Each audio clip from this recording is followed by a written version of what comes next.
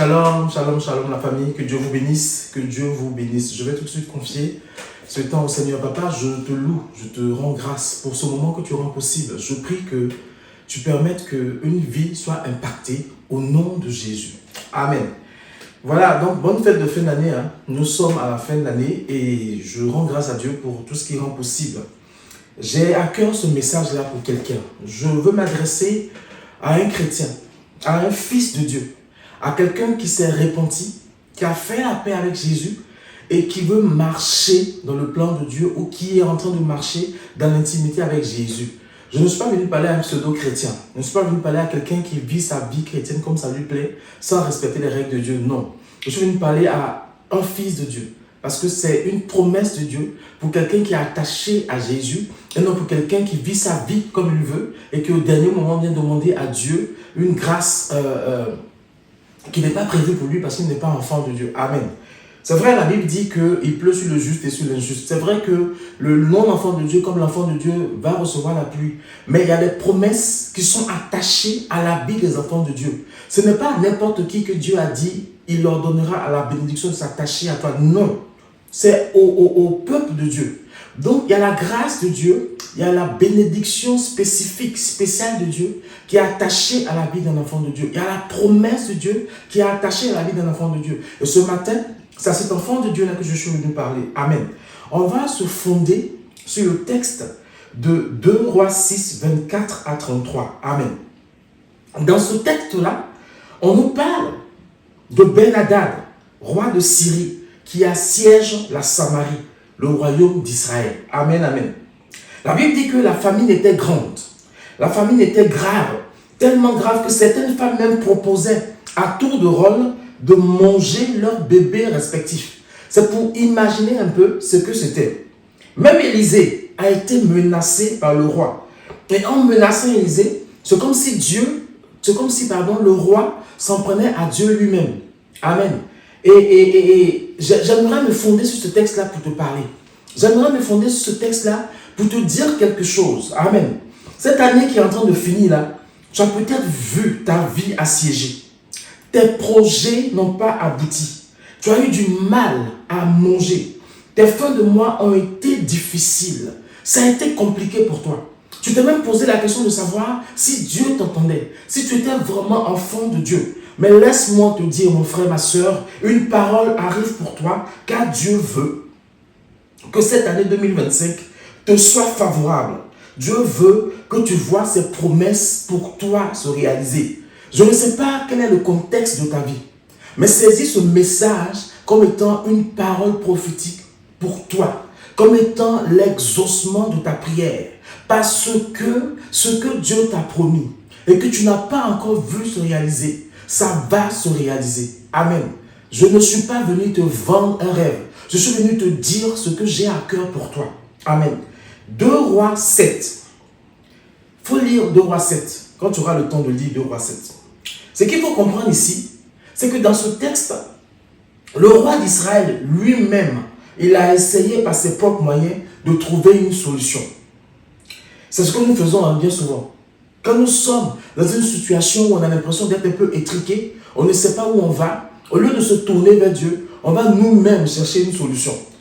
Et il a fini par se tourner vers Dieu. Mais il s'est tourné vers Dieu de la mauvaise manière, par des menaces. Et il a rendu Dieu responsable de la situation qui prévalait en ce moment-là dans le royaume d'Israël. Nous-mêmes, c'est ce qu'on fait. On rend Dieu responsable de nos maux, sans tenir compte de nos propres comportements, sans tenir compte de nos propres attitudes qu'on a eues dans la situation que nous traversons. Et pour cette année-là, Dieu voudrait que, plutôt que de le rendre responsable de ce qui arrive à ta vie, de ce que tu traverses, de ce que tu vis, il faut que tu te rapproches davantage de lui afin que ses promesses pour toi s'accomplissent. Bien aimé, les promesses de Dieu ne s'accomplissent pas pour nous à coup de déclaration ou à coup d'affirmation des choses. Non. les promesses de Dieu s'accomplissent pour nous en temps et en heure de Dieu, selon notre intimité avec lui et selon ce qu'il a prévu pour nous. Tu ne verras aucune promesse de Dieu se réaliser dans ta vie si ta vie ne lui est pas agréable et que tu continues de chaque 31 aller affirmer des choses, déclarer des choses, proclamer des choses. Même si c'est l'homme de Dieu le plus loin de la terre, avec toute l'onction du ciel qui est déposée sur sa vie, il ne pourra pas débloquer dans ta vie ce que Dieu n'a pas prévu pour toi, ou il ne pourra pas débloquer dans ta vie ce qui n'attend qu'à être débloqué par ta vie en règle avec Dieu. Amen. Il faut que nous comprenions ça aussi, nous, enfants de Dieu. Verset 1. Malgré les menaces du roi envers Élisée, Élisée va donner un message au roi et au peuple. Il ne va pas inventer un message. Il va donner le message que Dieu lui a dit de donner au peuple. Amen. Élisée va dire ceci. Dans 24 heures, la famine sera terminée et le peuple ne mourra pas de faim. Amen. Je prie, alléluia, que cette parole-là s'accomplisse aussi dans ta vie. Qu'au nom de Jésus, cette année à venir, tu puisses voir la famine s'arrêter dans ta vie. Tu puisses voir la pauvreté s'arrêter dans ta vie. Tu puisses voir tout ce qui assèche ta vie s'arrêter et partir loin de toi au nom de Jésus. Ce message s'adresse à un enfant de Dieu. Quelqu'un qui est conscient que sa vie va dépendre de comment il marche dans l'intégrité devant sa face. Amen. Si tu es enfant de Dieu, si tu t'es repenti, si tu marches comme Dieu veut, alors Dieu dit que 2025 sera ton année de gloire. 2025 sera l'année où enfin, tout ce que tu lui as demandé, il va ouvrir pour toi les écluses des cieux. Amen. Les situations dans lesquelles tu as vécu jusque-là, ça va changer au nom de Jésus en 2025. Et je sais que par rapport à ce que Dieu m'a mis à cœur, que l'année prochaine, à cette même époque, tu vas rendre témoignage de ce que Dieu a fait pour toi, de comment Dieu a transformé ta vie, de comment Dieu a changé ta vie, parce que tu as compris que la solution à ta situation, ce n'était pas les hommes de Dieu, ce n'était pas les frères et sœurs en Christ, c'était dans l'intimité avec Dieu, que tu allais au pied de Dieu pour saisir ce qu'il a prévu pour toi. Tu as dit à Dieu que tu veux voir la visibilisation dans le visible de ce qu'il a prévu pour toi dans l'invisible. La grâce de Dieu sera ton partage en 2025, mais tout va dépendre de comment tu vas croire en ce Dieu-là. Amen. Verset 2. Quand Élisée a dit que dans 24 heures, la famine sera terminée et que les choses qui coûtent cher aujourd'hui, ça va coûter même moins du double du prix, moins de la moitié du prix. Quand Élisée a dit ça, il y a un officier qui a douté de cette parole. Amen. Je prie que tout doute quitte ta vie au nom de Jésus. Si tu as toujours douté des promesses de Dieu, que cette fois-ci, tu ne doutes plus. Si les circonstances autour de toi ont fait que tu as du mal à saisir les promesses de Dieu, que cette fois-ci, tu ne doutes plus. Parce que c'est une parole certaine et digne d'être reçue, que la main de Dieu va se poser dans ta vie et ta vie va changer. Ce que tu as vécu cette année-là, l'année prochaine, tu ne vivras pas ça pareil parce que Dieu dit que son temps est arrivé pour que ta vie change. Alléluia. L'officier a douté.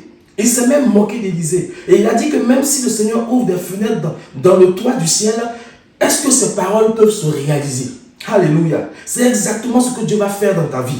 Il va ouvrir pour toi les fenêtres du toit du ciel afin que tout ce qui est retenu depuis longtemps se déverse dans ta vie au nom de Jésus. Ton temps est venu. Ton moment est là.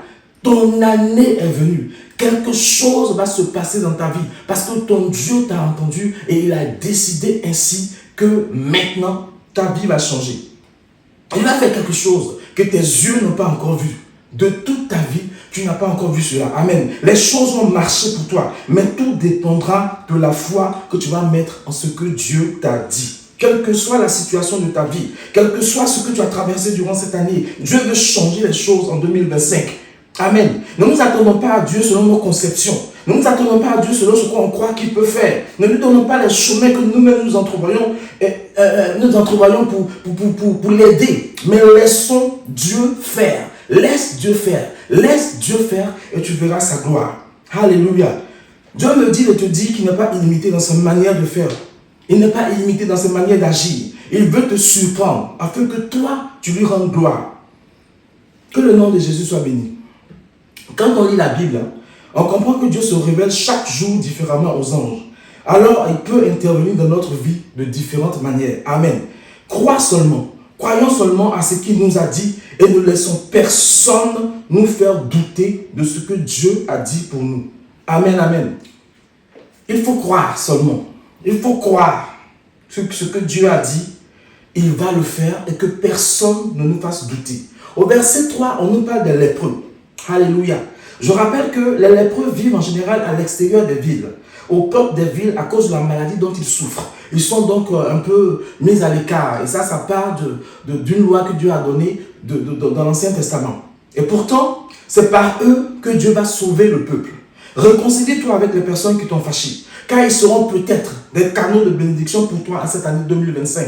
C'est pas pour rien que la Bible dit que si tu viens faire ton offrande devant Dieu, pose là ton offrande si tu te souviens que ton frère a quelque chose contre toi et va te réconcilier. Parce que ce frère qui a quelque chose contre toi, il peut être un canal par lequel Dieu va passer pour te bénir. Il peut être un canal par lequel Dieu va passer pour agir dans ta vie. S'il te plaît, on est en fin d'année. Si tu vois que quelqu'un a quelque chose contre toi, si tu vois que tu as fâché quelqu'un, prends le temps de lui demander pardon. Prends le temps de te réconcilier avec lui. Parce qu'il sera une bénédiction pour toi. Tu seras une bénédiction pour lui. Et il ne faudrait pas que cela soit bloqué parce que vous êtes fâchés. Amen, amen. Dieu va agir dans ta vie avec des personnes auxquelles tu ne penses même pas, des moyens auxquels tu ne penses même pas, des choses extraordinaires auxquelles tu ne t'attends même pas vont arriver dans ta vie. 2025 sera différent de 2024. Il faut juste que tu gardes la foi en Yeshua. Dieu va te surprendre. Apprends juste à lui faire confiance. N'entre pas dans cette nouvelle année avec inquiétude. N'entre pas dans cette nouvelle année avec une anxiété anticipatoire. Ne te projette pas dans le pire. Ne te dis pas que l'année est en train de te finir. Je finis encore comme ça a commencé et je suis sûr que 2025 sera pareil. Non. Si tu dis ça là, tu envoies des implications contre toi-même. Tu es en train de t'auto-maudire toi-même. Dieu dit que 2025 sera différent. Laisse-le faire de 2025 ce qu'il attend pour ta vie. Amen, amen. Quand Dieu a aidé Élie, il l'a fait par un corbeau, un animal impur pour le peuple juif. Mais Élie ne l'a pas chassé. Il a cru que c'est Dieu qui agissait. Amen. N'exclus rien du canal de Dieu. N'exclus rien du canal que Dieu va utiliser pour toi. Il est Dieu et tout lui obéit. Même le diable, même les sorciers, même les marabouts qui ont été consultés pour te nuire seront des canaux de bénédiction pour ta vie. C'est-à-dire qu'eux-mêmes, ils seront choisis, ils seront pris par Dieu pour venir te bénir alors qu'on leur a dit de te maudire. Amen. Quelque chose de nouveau est en train de se préparer pour toi. Alors saisis cela au nom de Jésus. Quand on lit le verset 7, on voit que ces lépreux ont fait une sorte de lâcher prise. Amen. On joue le tout pour le tout. Qu'il nous arrive, ce qui va nous arriver, advienne que pourra. Dans cette réaction, il faut avoir, comment je vais dire ça? Dans cette réaction, il faut, comment je vais dire ça? Savoir se laisser conduire par Dieu.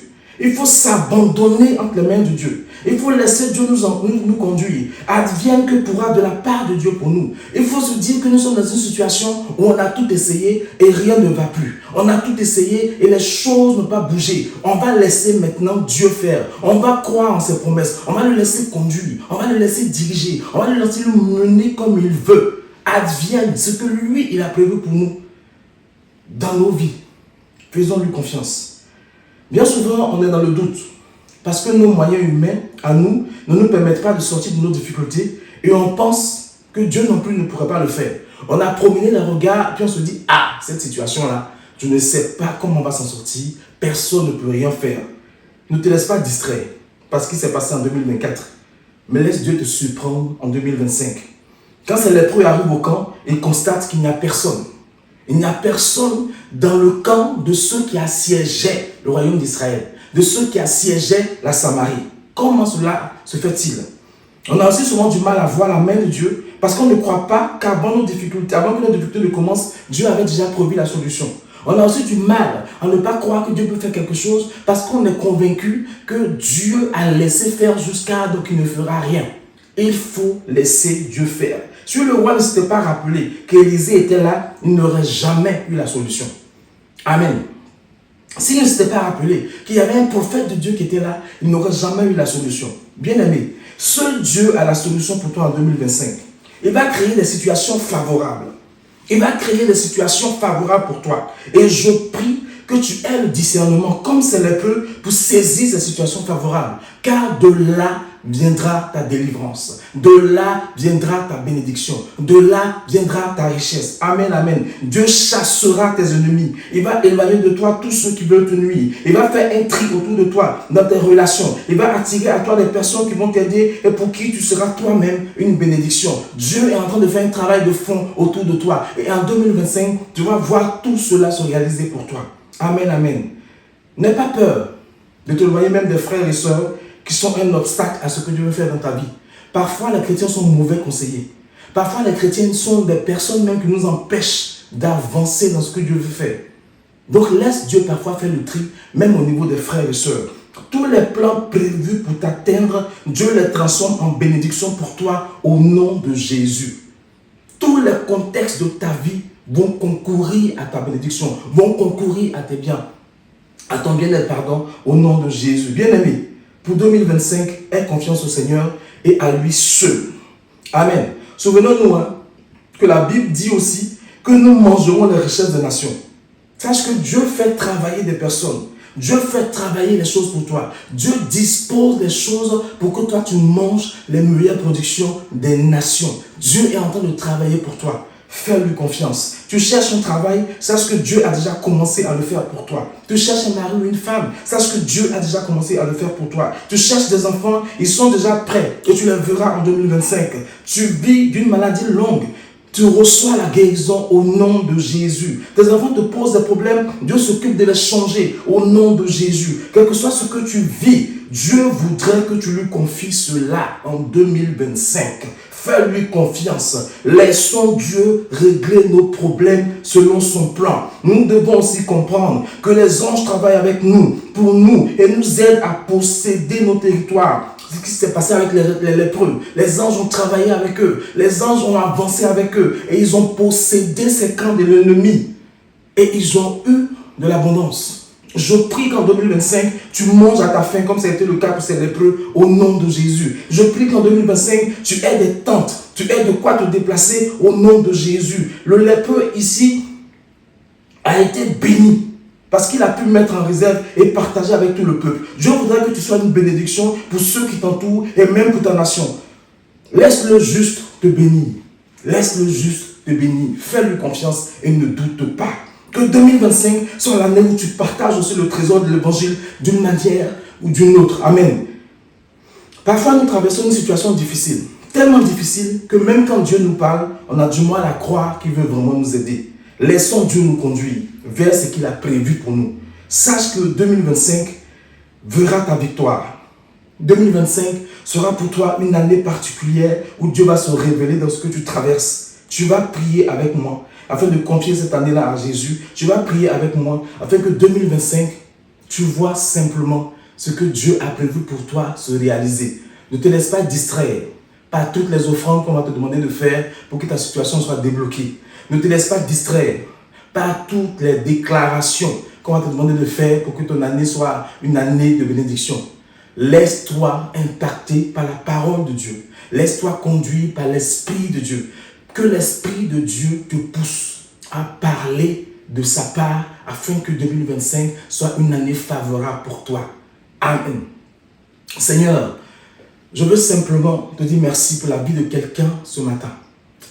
Je prie Jésus-Christ que 2025 soit l'année où, Seigneur, ton autorité s'impose à tes enfants au nom de Jésus. Seigneur, ils ont essayé beaucoup de choses. Ils ont essayé les offrandes, ils ont essayé les proclamations, ils ont essayé les jeûnes de ceci, les jeûnes de cela. Mais la situation n'a pas changé. Et pourtant, tu dis que tu veux changer leur vie. Mais qu'ils s'abandonnent, qu'ils lâchent prise, qu'ils s'abandonnent totalement entre tes mains et ils verront leur vie changer. Ils verront leur vie transformée. Parce que Jésus, tu as beaucoup de choses en réserve pour eux. Mais ils ne rentrent pas en possession de cela parce qu'ils veulent eux-mêmes trouver la solution. Je prie Jésus que tu leur donnes de venir trouver cette solution en toi. Au nom puissant de Jésus de Nazareth. Au nom puissant de Jésus de Nazareth. Amen. Je ne sais pas comment cette parole-là va te trouver. Je ne te connais pas, mais je sais que ton prénom c'est Roger et que ton nom de famille commence par M. Tu étais jadis un entrepreneur chrétien, très brillant. Et autour de toi, les gens désiraient être comme toi. Mais tu t'es laissé corrompre. Tu t'es laissé entraîner dans un réseau. Un réseau où tu as vu en fin de compte que ce n'était pas Dieu qu'ils servaient. Ils t'ont présenté Dieu, mais tu t'es rendu compte que ce n'est pas Dieu qui servait. Et à partir de là, toutes les richesses, toutes les facilités entrepreneuriales que Dieu t'a données, tout a disparu. Et à l'heure où je parle, tu vis chez ton frère. Il a du mal à comprendre lui-même ce qui s'est passé. Et tu vis chez ton frère. C'est ton frère qui te donne même l'argent de poche. Ta femme est retenue avec tes enfants dans sa maison, dans sa maison familiale. Et tu cries à Dieu pour que Dieu t'aide. Mais le Seigneur dit que tu ne t'es jamais repenti de t'être détourné de sa voie. Tu ne t'es jamais repenti d'avoir abandonné sa main pour aller dans un réseau pour lequel il t'a dit non. Il a envoyé des frères et des sœurs à l'époque te dire non, que ce n'est pas bon le réseau dans lequel tu vas, mais tu es rentré dans ce réseau. Dieu attend que avant la fin de cette année, tu viennes à ses pieds et que tu te repentes. C'est alors qu'en 2025, au fur et à mesure que l'année avance, tu verras la restauration, tu verras qu'il va arracher à l'ennemi ce qu'il t'a volé, ce que tu lui as toi-même donné, et au fur et à mesure, tu vas non seulement retrouver ce prestige entrepreneurial dans ton, mais tu seras surpris. Mon frère, Roger aime. Répands-toi et laisse la grâce de Dieu te toucher afin que la restauration que tu cherches puisse arriver au nom de Jésus. Je vous souhaite de très bonnes fêtes de fin d'année. Je veux juste vous souhaiter une très bonne année 2025. Que seulement le plan de Dieu pour vous puisse s'accomplir et rien d'autre au nom de Yeshua. Shalom, shalom et on se retrouve l'année prochaine.